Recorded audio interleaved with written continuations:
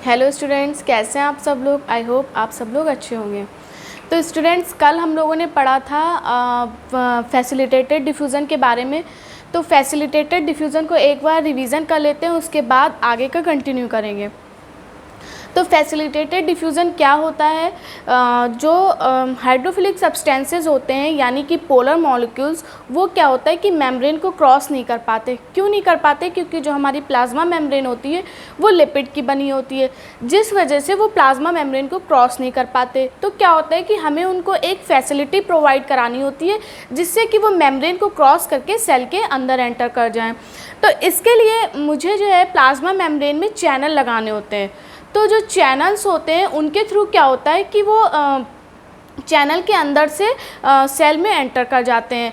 तो जो चैनल होते हैं वो प्रोटीन के बने होते हैं, ठीक है। प्रोटीन की अपनी एक खुद की प्रॉपर्टी होती है। क्या होती है? मैंने आप लोग को बताया था कि वो स्पेसिफिक होती है और स्पेसिफिसिटी शो करती है, कंट्रोल शो करती है, और क्या करती है? सैचुरेशन शो करती है और इनहिबिशन शो करती है। ये जैसे कि ये प्रोटीन की खुद की अपनी प्रॉपर्टी है। जैसे मान लो कि ये बोर्ड है, ये बोर्ड किसका बना हुआ है? प्लास्टिक का बना हुआ है। तो ये क्या इसकी प्रॉपर्टी है? प्लास्टिक इसकी प्रॉपर्टी है। वैसे ही प्रोटीन की ये 4 प्रॉपर्टी होती हैं। तो सैचुरेशन में सबसे पहले पढ़ेंगे स्पेसिफिक में क्या होता है कि जो सब्सटेंसेस होते हैं वो उनके लिए एक पर्टिकुलर चैनल होता है, यानी कि स्पेसिफिक एक चैनल होता है, उसी चैनल से वो अंदर एंटर करते हैं। जैसे कि ग्लूकोज का एक स्पेसिफिक चैनल होगा, उससे ग्लूकोज एंटर करेगा। सोडियम का अपना एक स्पेसिफिक चैनल होगा, सोडियम उससे एंटर करेगा। ऐसे ही हर एक सब्सटेंस का अपना एक स्पेसिफिक चैनल होता है। सैचुरेशन का मतलब होता है कि सैचुरेशन में क्या होता है कि अगर मुझे कंसंट्रेशन ग्रेडियंट की स्पीड बढ़ानी है तो मुझे क्या करना होगा कि उसके लिए स्पीड बढ़ाने के लिए मुझे कंसंट्रेशन ग्रेडियंट ना बढ़ा के मुझे क्या करना पड़ेगा? मेम्ब्रेन में चैनल बढ़ाने पड़ेंगे। जैसे मान लो कि मेम्ब्रेन में एक सोडियम एक चैनल से 2 सेकेंड में जा रहा है, अब मुझे स्पीड बढ़ानी है। तो स्पीड बढ़ाने के लिए हम लोग क्या करेंगे कि चैनल बढ़ा देंगे। मान लो एक चैनल था, अब मैंने क्या करा कि 4 चैनल बढ़ा दिए मेम्ब्रेन में। तो अब क्या होगा कि हमारे 4 सोडियम अंदर आ सकते हैं 2 सेकेंड में। अब क्या होगा, एक बार चारों चैनल सैचुरेटेड हो जाएंगे, फिर उसके बाद हमें क्या करना पड़ेगा? हमें ये नहीं करना होगा कंसंट्रेशन ग्रेडियंट बढ़ा देंगे तो स्पीड बढ़ जाएगी। फिर हमें क्या करना पड़ेगा? हमें दोबारा से चैनल बढ़ाने पड़ेंगे। जब हम दोबारा से चैनल बढ़ाएंगे तो जो हमारा 5th वाला सोडियम होगा वो कितने सेकेंड में जाएगा? अगले 4 सेकेंड में जाएगा। ऐसे ही हम फिर 4 चैनल बढ़ा देंगे तो क्या होगा? 5th वाला जो होगा वो कितने सेकेंड में जाएगा? 4 सेकेंड में। 6th वाला सोडियम 4 सेकेंड में जा रहा है, 7th वाला 4 सेकेंड में जा रहा है, 8th वाला सोडियम 4 सेकेंड में जा रहा है। यानी कि हमें स्पीड बढ़ाने के लिए कंसंट्रेशन ग्रेडियंट ना बढ़ा के हमें अपनी प्लाज्मा मेम्ब्रेन में चैनल को बढ़ाना होगा। कंट्रोल का मतलब होता है कि हम अपने जो मेरे प्लाज्मा मेम्ब्रेन में जो चैनल होते हैं, हम उन चैनल्स को कंट्रोल कर सकते हैं। कंट्रोल कैसे कर सकते हैं कि जैसे कुछ चैनल तो ऑलवेज ओपन रहते हैं, तो उनसे कोई भी सब्सटेंस आके मूव कर जाएगा। बट कुछ चैनल होते हैं जो क्लोज होते हैं, तो उसके लिए हम क्या करते हैं कि कोई भी एक हार्मोन क्या होता है एक केमिकल होता है। तो हार्मोन क्या होता है कि बाइंड कर जाता है कि कहाँ बाइंड करेगा? प्रोटीन। चैनल किसके बने होते हैं? प्रोटीन के बने होते हैं। तो प्रोटीन की साइड चेन पे आके हार्मोन जो होता है वो बाइंड करेगा, जिससे क्या होगा कि चैनल ओपन हो जाएगा, और जिस भी सब्सटेंस का वो चैनल होगा वो उस सब्सटेंस से वो सब्सटेंस जो है उस चैनल से मूव कर जाएगा। फिर हमारा था कंट्रोल के बाद था इनहिबिशन। जो मेरा चैनल होता है प्लाज्मा मेम्ब्रेन में, तो हम अपने चैनल को क्या कर सकते हैं कि कोई भी एक एंटीबायोटिक जो होती है वो बाइंड कर जाती है चैनल पे आके।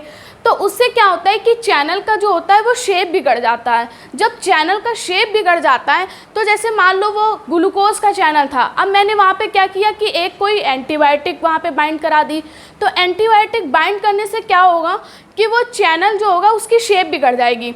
अब जब चैनल की शेप बिगड़ जाएगी तो ग्लूकोज अंदर नहीं एंटर कर पाएगा। तो हम क्या कर सकते हैं? उसको इनहिबिट कर सकते हैं, उसके मूवमेंट को हम क्या कर सकते हैं? इनहिबिट कर सकते हैं।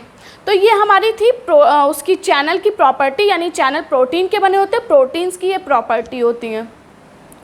तो इतना कल हम लोगों ने पढ़ा था। और फैसिलिटेटेड डिफ्यूज़न कैसा होता है, ये एक जो होती है वो पैसिव प्रोसेस है। पैसिव प्रोसेस है यानी कि हमें इसमें एनर्जी की ज़रूरत नहीं लगती है, ठीक है। और ये होता कैसे, higher concentration to lower concentration की तरफ होता है।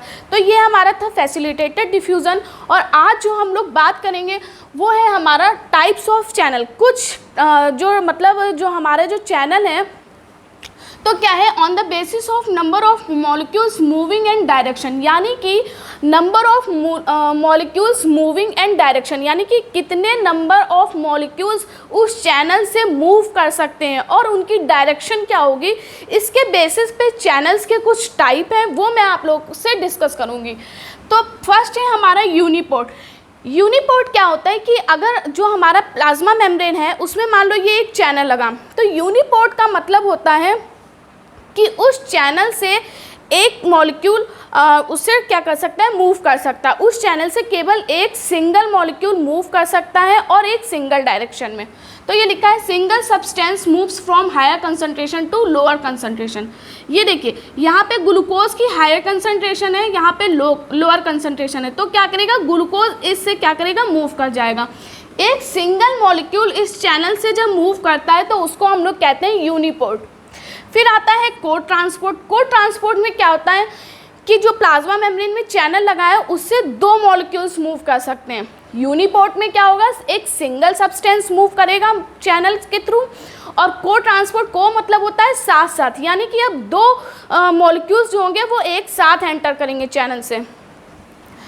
तो उसमें को ट्रांसपोर्ट में क्या होता है कि from one channel to substances move.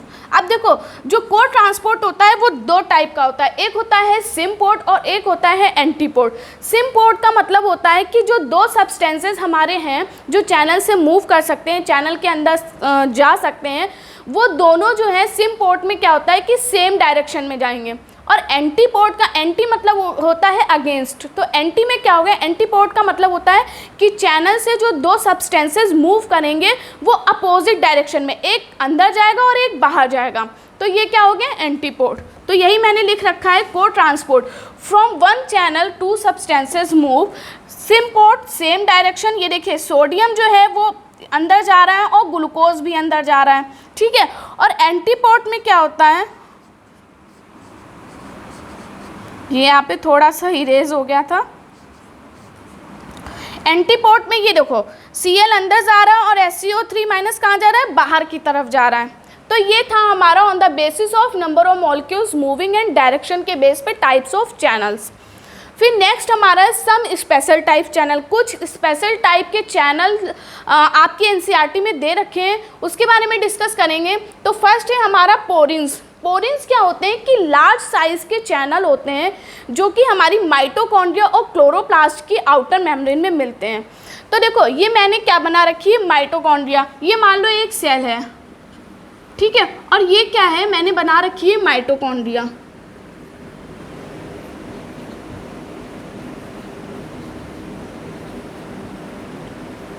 ये माइटोकॉन्ड्रिया है। तो देखो माइटोकॉन्ड्रिया का खुद का अपने अंदर DNA होता है, तो वो अपनी प्रोटीन खुद भी बनाता है। कुछ प्रोटीन क्या होता है, उसे बाहर से लेना पड़ता है। जो हमारी सेल के अंदर जो न्यूक्लियस होता है, न्यूक्लियस भी प्रोटीन बनाता है। प्रोटीन कहाँ बनेगी, साइटोप्लाज्म में बनेगी, ठीक है, ये है प्रोटीन। तो ये जो कुछ प्रोटीन ऐसी होती हैं जो इसे बाहर से लेनी पड़ती है, तो वो प्रोटीन इन चैनल के थ्रू ही अंदर एंटर करती है।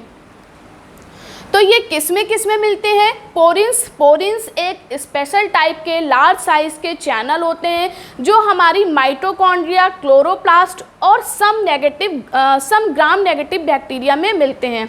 क्यों मिलते हैं, क्योंकि खुद क्लोरोप्लास्ट में और माइटोकॉन्ड्रिया में खुद का अपना DNA होता है, तो वो खुद अपनी प्रोटीन बनाते हैं। बट कुछ प्रोटीन जो होती है वो इन्हें बाहर से लेनी पड़ती है, जो न्यूक्लियस बनाता है। तो वो बाहर से जो प्रोटीन अंदर जानी होती है वो इन चैनल्स के थ्रू अंदर एंटर करती है। इन चैनल्स को बोलते हैं पोरिन्स। जो दूसरा हमारा स्पेशल टाइप का चैनल है वो है वाटर चैनल। देखो वैसे तो वाटर मैंने बताया था कि किससे मूव करता है, सिंपल डिफ्यूज़न से मूव करता है। बट क्या होता है कि अगर हमें वाटर को और ज़्यादा स्पीड से हमें भेजना है सेल के अंदर, तो वो इन चैनल के थ्रू चले जाते हैं। जो जैसे मान लो ये एक प्लाज्मा मेम्ब्रेन है और यहाँ पे ये एक चैनल लगा, इससे क्या अंदर एंटर करेगा, वाटर एंटर करेगा। वैसे तो सिंपल डिफ्यूज़न से ही मूव करता है वाटर, बट हमें और अगर स्पीड बढ़ानी है तो हमें क्या करना होता है कि इन चैनल्स के थ्रू अंदर एंटर कराना होता है।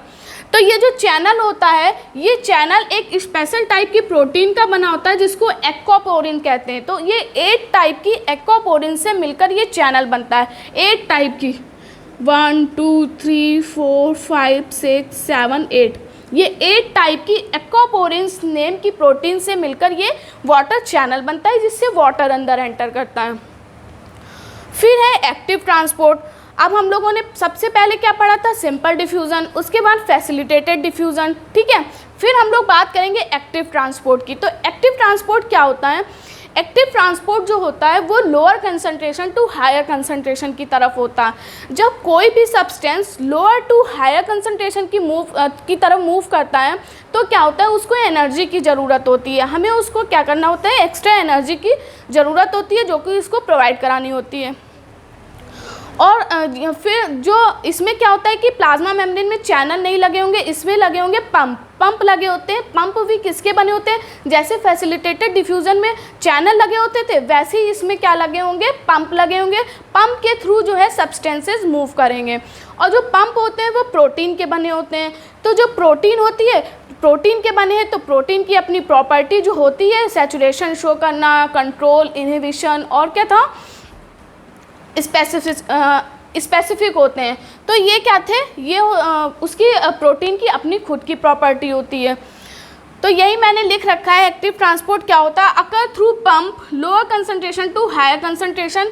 जब कोई चीज़ लोअर टू हायर मूव करती है उसको हम लोग बोलते हैं अपहिल डायरेक्शन। अपहिल मतलब होता है lower to higher direction. Uphill को बोलते हैं अगेंस्ट कंसंट्रेशन ग्रेडियंट। अपहिल को और भी बोलते हैं अगेंस्ट कंसंट्रेशन ग्रेडियंट, ठीक है। ये मैंने प्लाज्मा मेम्ब्रेन बना रखी है, इसमें ये क्या है, ये पंप है, ये एक पंप है। इससे क्या है, यहाँ पे सोडियम के देखो 200 मॉलिक्यूल हैं और यहाँ पे 100 मॉलिक्यूल हैं। तो यहाँ पे लोअर कंसंट्रेशन है और यहाँ पे हायर कंसंट्रेशन है। तो अब क्या होगा कि sodium lower to higher concentration की तरफ मूव करेगा और किसके थ्रू मूव करेगा, पंप के थ्रू मूव करेगा, पंप के थ्रू मूव करेगा। तो ये हमारा था एक्टिव ट्रांसपोर्ट। इसमें क्या होती है कि एनर्जी की ज़रूरत होगी, ठीक है। जब लोअर टू हायर कंसंट्रेशन की तरफ मूव करेगा सब्सटेंस तो उसको जो है एनर्जी की ज़रूरत होगी, एटीपी खर्च होगा।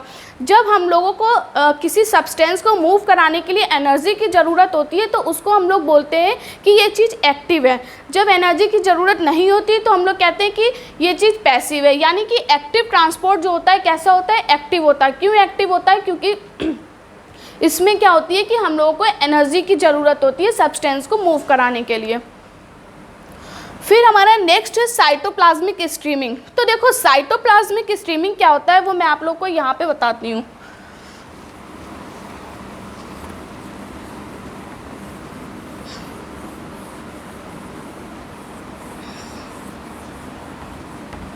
देखो मैं एक यहाँ पे ये लीफ सेल बना रही हूँ,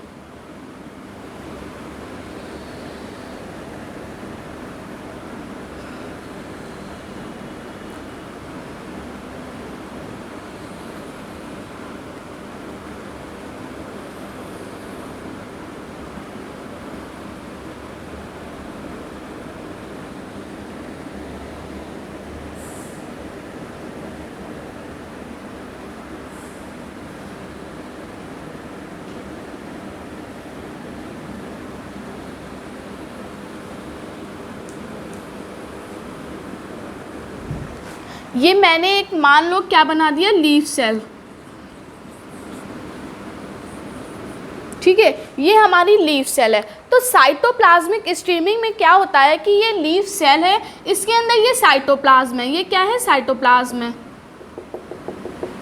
तो हमारे साइटोप्लाज्म में कुछ धागे लाइक स्ट्रक्चर होते हैं जिनको हम लोग बोलते हैं एक्टिन फिलामेंट। Actin filament. तो इन एक्टिन फिलामेंट की हेल्प से हमारा जो साइटोप्लाज्म होता है वो ऐसे मूव करता है, रोटेट करता है। और साइटोप्लाज्म जब रोटेट करता है, जब मूव करता है, तो वो अपने साथ सब्सटेंसेस का मूवमेंट करा देता है। जैसे मान लो यहाँ पर कोई चीज़ थी, तो वो यहाँ से कोई चीज़ जो है वो यहाँ पर पहुँचा देगा। ठीक है, जब साइटोप्लाज्म मूव करेगा तो वो कोई भी चीज़, कोई भी सब्सटेंस यहाँ पे है तो उसका मूवमेंट करा देगा। ठीक है, साइटोप्लाज्मिक स्ट्रीमिंग एक एक्टिव प्रोसेस है, इसमें भी हमें एनर्जी की ज़रूरत पड़ती है। तो यहाँ पे लिख देती हूँ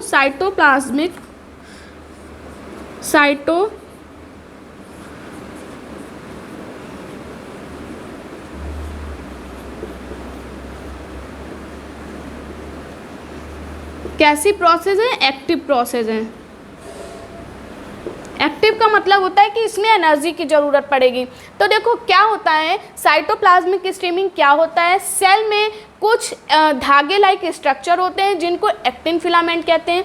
इन एक्टिन फिलामेंट की हेल्प से हमारा जो साइटोप्लाज्म है वो रोटेट करता है, और जब वो रोटेट करता है तो वो किसी भी सब्सटेंस का मूवमेंट करा देता है अपने साथ। जैसे कि वो यहाँ से मान लो साइटोप्लाज्म यहाँ आ रहा है, तो वो कोई भी सब्सटेंस यहाँ पर मान लो है, उसको यहाँ पर आना है, तो वो अपने साथ ही उस सब्सटेंस को यहाँ पर ले आएगा। ऐसे ही क्या होता है कि जो हमारी लीफ सेल होती है उसमें क्लोरोप्लास्ट होते हैं। तो क्लोरोप्लास्ट जो होते हैं वो आफ्टरनून में ऐसे लगते हैं, क्लोरोप्लास्ट ऐसे, और इवनिंग में जो होता है वो क्लोरोप्लास्ट ऐसे लग जाते हैं। क्यों लग जाते हैं? क्योंकि आफ्टरनून में क्या होता है कि धूप बहुत ज़्यादा होती है, तो धूप सनलाइट की ज़रूरत तो पड़ती है फोटोसिंथेसिस के लिए क्लोरोप्लास्ट को, लेकिन क्या होता है कि कहीं जो है बर्न ना हो जाए क्लोरोप्लास्ट, इसलिए वो अपने आप को ऐसे लगा लेता। और इवनिंग में क्या होता है कि धूप जैसे जैसे सनलाइट कम होती है तो फोटोसिंथेसिस करनी होती है, तो वो अपने आप को ऐसे लगा लेते हैं जैसे इनको पूरी सरफेस को क्या हो, उनको सनलाइट मिले। तो ये किसकी वजह से होता है? ये डायरेक्शन जो चेंज होती है वो किसकी वजह से होती है? वो साइटोप्लाज्मिक स्ट्रीमिंग की वजह से होती है। तो जो साइटोप्लाज्मिक स्ट्रीमिंग होती है उसकी हेल्प से हम किसी भी सब्सटेंस का मूवमेंट करा सकते हैं और किसी भी सेल ऑर्गेनल का भी हम मूवमेंट करा सकते हैं। तो ये हमारी थी साइटोप्लाज्मिक स्ट्रीमिंग कैसी होती है, एक्टिव होती है, एनर्जी की ज़रूरत नहीं पड़ती है। और किस में मिलती है? साइटोप्लाज्मिक स्ट्रीमिंग जो होती है वो हाइड्रिला में मिलती है। हाइड्रिला की सेल्स जो होती हैं, सेल्स ऑफ हाइड्रिला, ठीक है, ये एग्जाम्पल एनसीईआरटी में दे रखा है इसलिए ये इम्पॉर्टेंट भी है। साइटोप्लाज्मिक स्ट्रीमिंग किस में मिलती है? हाइड्रिला की सेल्स में मिलती हैं। तो ये आज हमारा शॉर्ट डिस्टेंस ट्रांसपोर्ट फिनिश हो गया है और कल हम लोग स्टार्ट करेंगे लॉन्ग डिस्टेंस ट्रांसपोर्ट। तो आज के लिए इतना ही, थैंक यू।